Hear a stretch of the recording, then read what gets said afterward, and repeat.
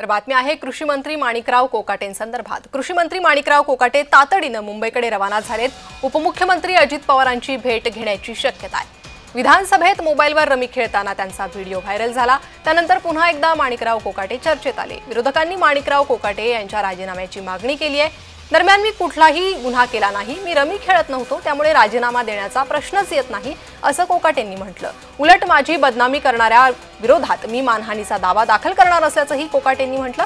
त्यामुळे आज अजित पवार आणि माणिकराव कोकाटे यांच्यात काय चर्चा होते, अजित पवार नेमकं काय भूमिका घेतात याकडे लक्ष लागलंय। जर मी ऑनलाईन रमी खेळत असेल आणि मी जर दोषी सापडलो, नागपूरच्या अधिवेशनामध्ये उपमुख्यमंत्री किंवा मुख्यमंत्री दोघांपैकी कोणी एकाने निवेदन करावं। त्या क्षणाला न थांबता मंत्री आणि उपमुख्यमंत्री आणि मुख्यमंत्र्याला न भेटता राज्यपालाकडे जाऊन मी माझा राजीनामा सादर करेन। तर अधिक अपडेट घेणार आहोत आमचे प्रतिनिधी किरण गोटूर यांच्याकडून।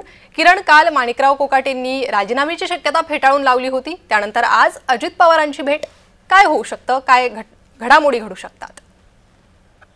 अनिता, या सगळ्या मुद्द्यावरती विरोधक आक्रमक झालेले आहेत। रमी खेळताना व्हिडिओ झाल्यानंतर माणिकराव कोकाटे यांच्या राजीनाम्याची मागणी केली जात आहे। पण मी राजीनामा देणार नाही, मी कुठलाही गुन्हा हे केलेला नाही किंवा मी रमी एकूणच खेळत नव्हतो, अशा पद्धतीची भूमिका माणिकराव कोकाटे यांनी घेतलेली आहे। आणि त्याच पद्धतीने माझी बदनामी करणाऱ्यांच्या विरोधात मी मानहानीचा दावा दाखल करणार आहे, अशाही पद्धतीची भूमिका कोकाटे यांनी घेतलेली आहे। या संपूर्ण घडामोडीनंतर आज माणिकराव कोकाटे काही वेळानंतर नाशिकहून मुंबईकडे रवाना होतील। आज मंत्रालयामध्ये अजितदादांची भेट माणिकराव कोकाटे घेतील अशा पद्धतीचं माहिती आहे। आणि या सगळ्या मुद्द्यावरती माणिकराव कोकाटे आणि अजित पवार यांची चर्चा होईल आणि त्यानंतर अजितदादा काय भूमिका घेतात हे बघणं महत्त्वाचं असणार आहे। किरण, धन्यवाद या सविस्तर माहितीसाठी।